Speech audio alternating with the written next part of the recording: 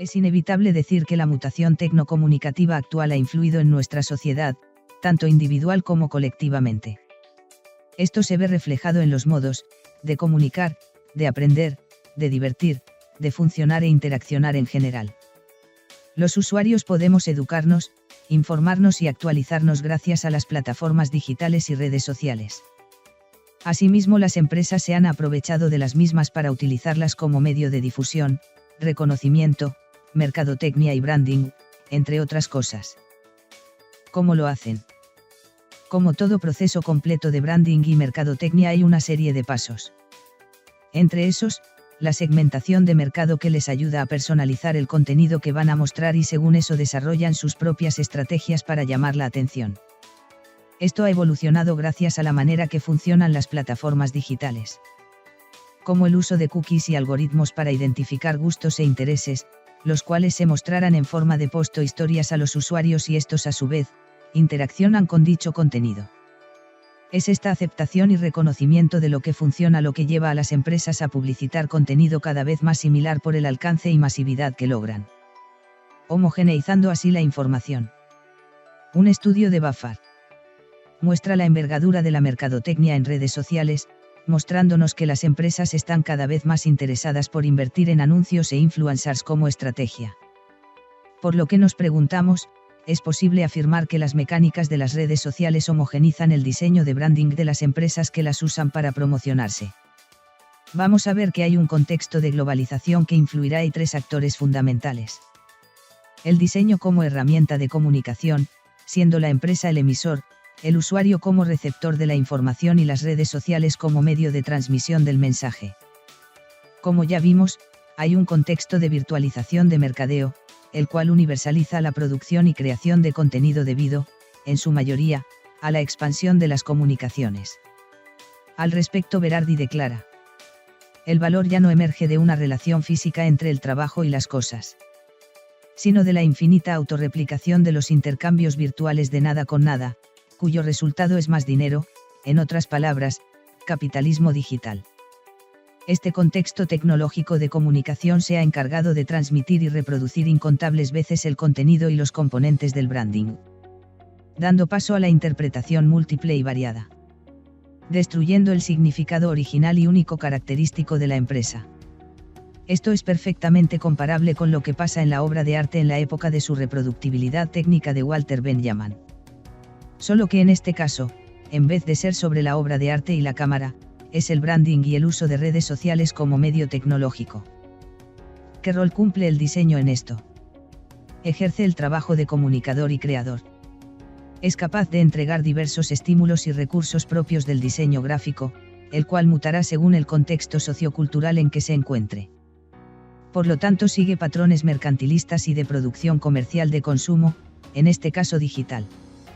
Esto se traduce en la creación, desarrollo y reproducción de trends. Los posts deben volverse cada vez más espectaculares para atraer al usuario que ve pasar enormes cantidades de información.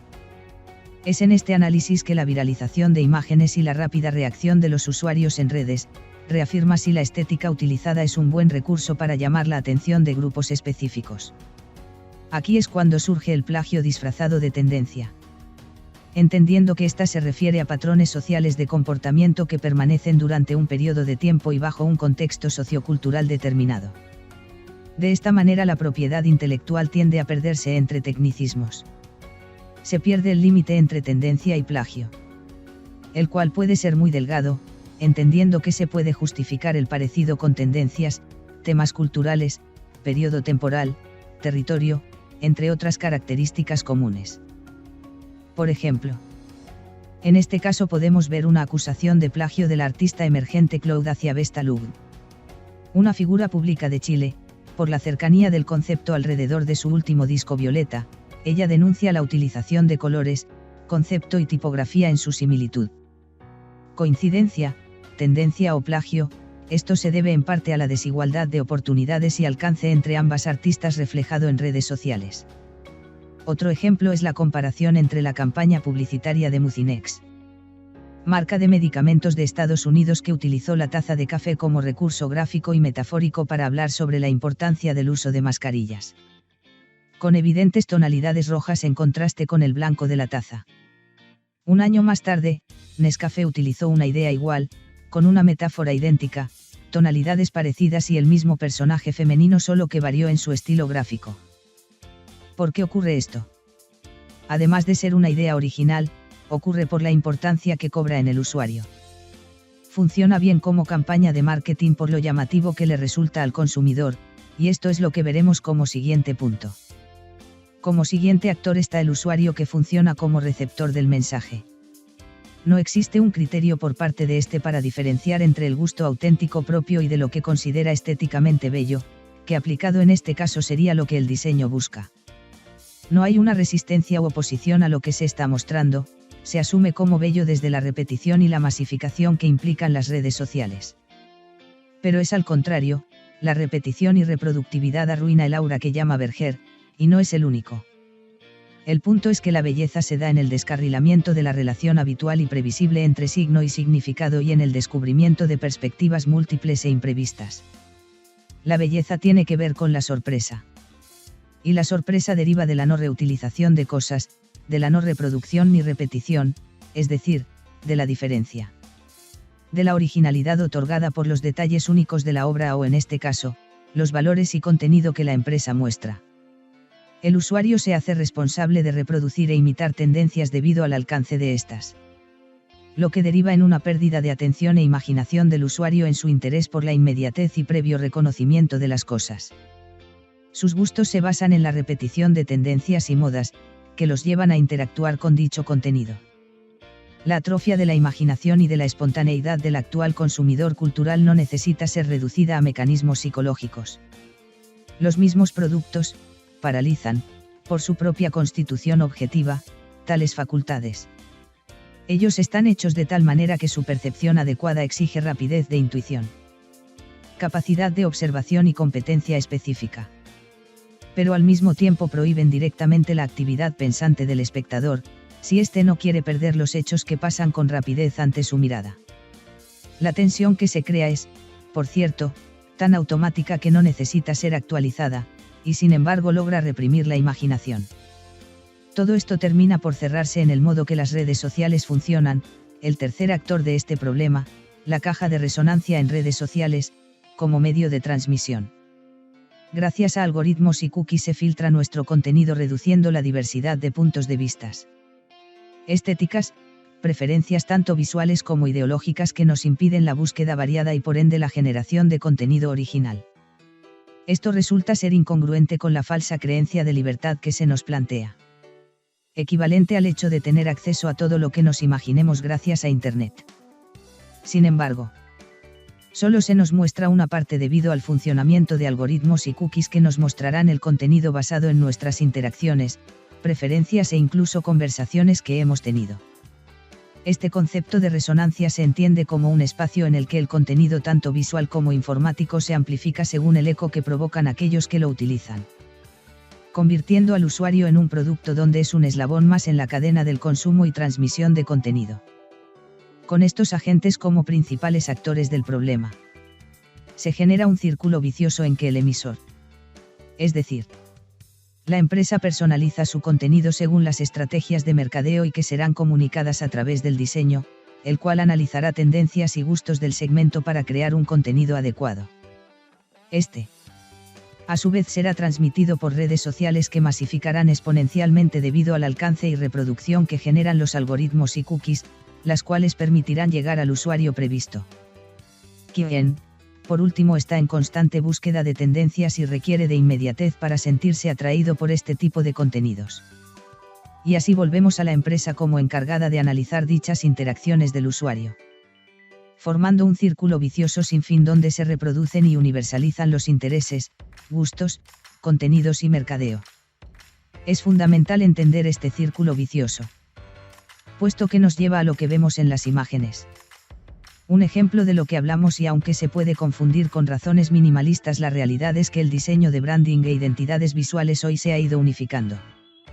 Sea por moda, tendencias gráficas y estilísticas o mercadeo, el parecido de su contenido es irrefutable. La envergadura de las empresas de distintos ámbitos, como las de la imagen, les ha permitido simplificar su imagen en un común denominador. Letras sans con colores planos o incluso monocromáticos compuestos en bloques rectangulares.